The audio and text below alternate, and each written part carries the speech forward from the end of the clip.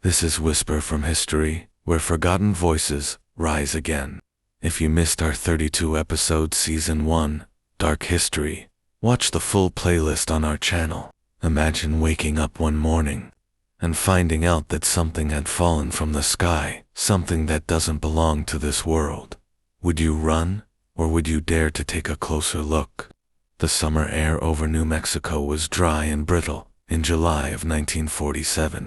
In the distance, thunderheads rolled across the desert horizon, painting the skies over Roswell in hues of purple and gold. The sun was sinking behind the Chihuahuan plains, and as the night crept closer, something strange, something not of this world, perhaps came down from the heavens. Just before midnight, a storm broke loose. Lightning flashed violently, illuminating the desert floor. Then came the sound, a deep, splitting roar like metal, tearing through the air, followed by a dull, distant crash. Somewhere 75 miles north of Roswell, on a remote ranch owned by a man named Mac Brazel, the world was about to change. The next morning, Mac rode out to check on his sheep after the storm. The desert smelled of rain rare, almost sweet, and the wind had gone still. But as he guided his horse over a low ridge, he stopped cold. The ground ahead was littered with something he had never seen before. Shards of metal thin as paper, yet impossible to bend. Fragments scattered over a wide area, hundreds of feet across. Some pieces shone under the morning sun, like molten silver, frozen in time. Brazel dismounted, knelt, and picked one up. It was cold, almost unnaturally so. When he crumpled it in his hands, it folded like tinfoil, but then, without a sound, it straightened itself out again. He looked around in disbelief. Something enormous had fallen here. He didn't know it yet, but this simple discovery would set off one of the most controversial sagas in modern history. For 2 days, Brazel kept quiet. The nearest phone was miles away, and he wasn't sure what to make of what he'd found. In 1947, Roswell was a quiet military townhome to the 509th Bomb Group, the only atomic bomb squadron in the world. People there minded their own business. But strange things had been happening in the skies that summer. All across America, reports of flying discs or flying saucers filled newspaper headlines. Pilots, farmers, even policemen swore they'd seen something moving faster than any aircraft known to man. When Mac Brazel finally rode into town, he carried a handful of the debris with him. He stopped at the radio station first, then the sheriff's office. Within hours, the story reached the Roswell Army Airfield, and Major Jesse Marcel, an intelligence officer, was dispatched to investigate. Marcel drove out to the ranch that evening with a counterintelligence officer named Sheridan Cavett. The desert was quiet, the air thick with heat. As they arrived, Brazel pointed them toward the scattered wreckage. What they saw stunned them both. Marcel later described it as nothing made by human hands. The debris field stretched for nearly a mile, thousands of small pieces, some with strange purple markings, others shaped like I-beams etched with symbols that looked almost hieroglyphic. Marcel gathered samples, filled his car, and returned to base before dawn. But he didn't go straight there. He stopped by his house first. He wanted his family to see it. He spread the strange fragments across his kitchen floor. His son, Jesse Jr., still remembered the way the metal shimmered under the lamp, the way it felt alive when you touched it. Marcel whispered, "Son, this came from up there." The next morning, July 8, 1947, the Roswell Army Airfield released a statement to the press.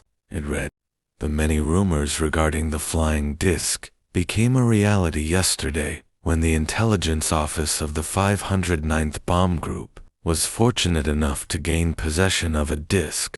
For the first time in history, the U.S. military claimed to have recovered a flying saucer."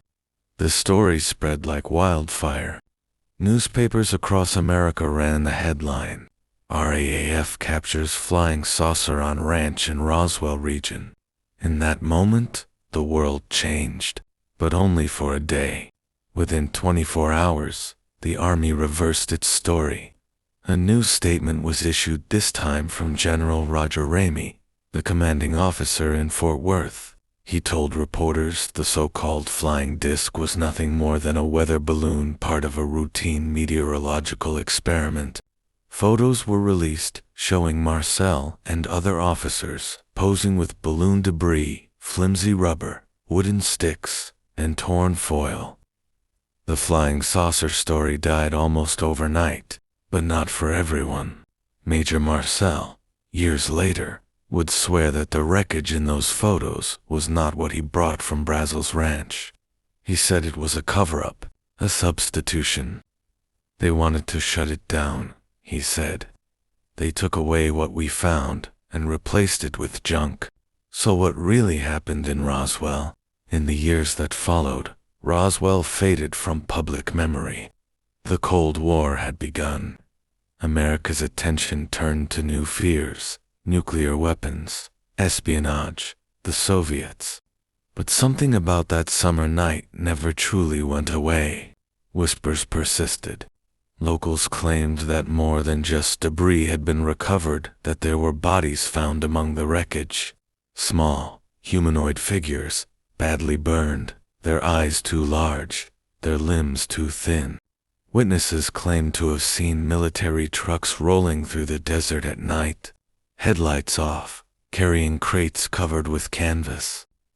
Mac Brazel disappeared from public view for days after visiting the base. When he reappeared, he looked shaken. Some said he'd been held for questioning. Others said he'd been told to keep quiet for his own safety. But if that was true, why the secrecy? Why the fear? In 1978, more than 30 years after the incident, nuclear physicist Stanton Friedman tracked down Jesse Marcel for an interview. What Marcel revealed reignited the story. "I handled it," he said. "It wasn't from this earth." From that point, Roswell became legend. Dozens of witnesses stepped forward, former soldiers, nurses, radar operators, each adding fragments to the puzzle. A woman named Glenn Dennis, who worked at a local funeral home in 1947, recalled receiving a strange call from the base shortly after the crash. The caller asked if she could provide small, hermetically sealed coffins. When she inquired why, the voice on the other end abruptly hung up. Later that evening, she claimed to have seen a nurse from the base, pale, terrified, who whispered that she'd seen non-human bodies in the morgue. Within days, the nurse vanished. By the 1980s, Roswell had become a battleground between believers and skeptics. Books, television shows, and investigations flooded the media. The U.S. Air Force, under growing pressure, released 2 official reports. The first, in 1994, admitted that the weather balloon story had indeed been false, but for different reasons. The debris, they claimed, came from a classified project called Mogul, a top-secret program designed to detect Soviet nuclear tests using high-altitude balloons equipped with sensitive microphones. It was an explanation that seemed plausible, at least on paper, but it didn't answer everything. Project Mogul balloons did exist, and they did carry foil, sticks, and tape.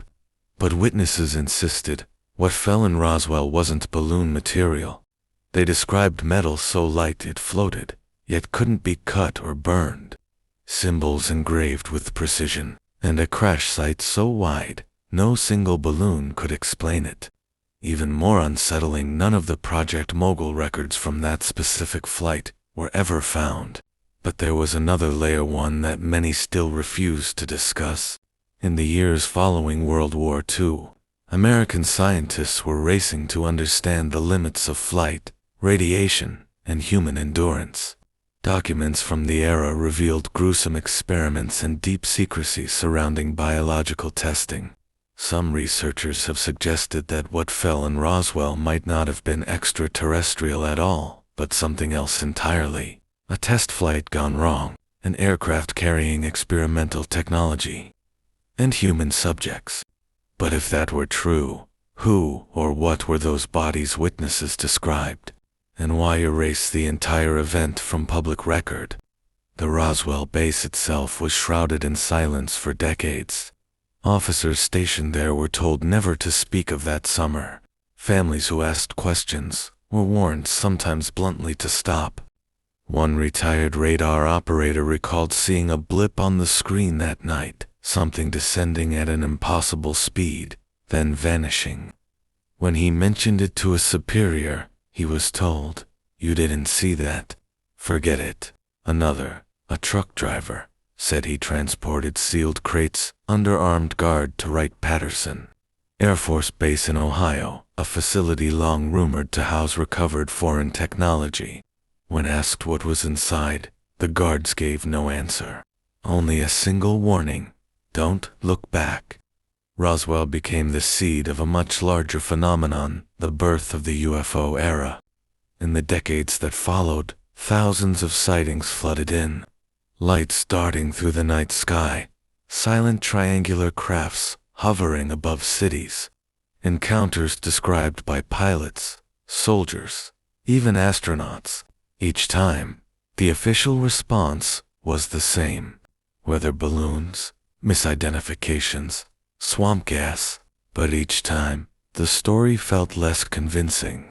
And always, people came back to that single question: did it all begin at Roswell?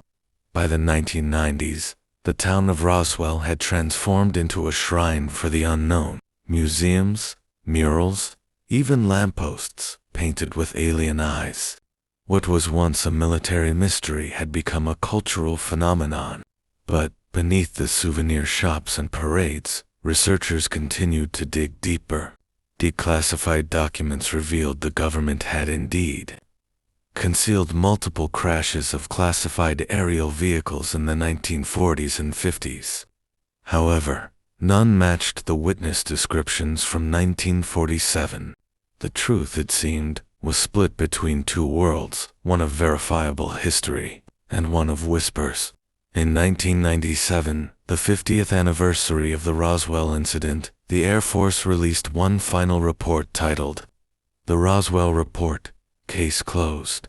It concluded that the alien bodies people had reported seeing were actually anthropomorphic test dummies used in high-altitude parachute experiments during the 1950s. There was only one problem. Those tests occurred nearly 10 years after the explanations no longer aligned with the timeline. To skeptics, the case was closed. To believers, it was proof of something much larger being hidden. As one investigator put it, you don't classify a weather balloon for 50 years. Jesse Marcel passed away in 1986, still insisting he had handled something not of this earth. Mac Brazel died long before he could tell his full story, and most of the officers present at Roswell are gone now, taking their secrets with them. But in the late 1990s, a former mortician named Walter Haut, who had been stationed at the base in 1947, left behind a sworn affidavit to be opened only after his death. In it, he confessed that the original press release, the one about capturing a flying disc, had been true. He claimed he had personally seen a craft, not of human origin, and bodies recovered from it. He wrote, "The cover-up was real. We were told never to speak of it. Even decades later, the desert keeps its silence. The wind still sweeps over that lonely stretch of land north of Roswell, where sand and sagebrush hide what once fell from the sky. Tourists come and go, snapping photos of plaques and monuments, but on moonless nights, locals say you can still see strange lights moving low across the horizon, silent, deliberate, as if searching for something left behind." Was it a crash from another world?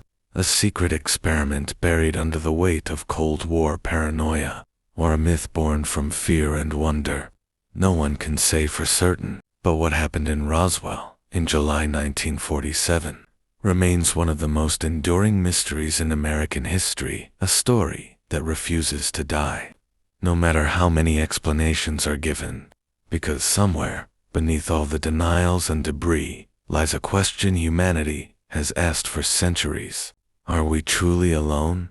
And perhaps Roswell already gave us the answer. Maybe what fell from the sky was never meant to belong to this world. Maybe it was a message or a silent warning of something yet to come, because not everything that falls from the heavens is a blessing. Sometimes it's a secret one that should have never touched the earth. What do you think? Was it just a story or something real? Share your thoughts in the comments, and if you enjoyed this mystery, explore the playlist and don't forget to subscribe for more untold secrets.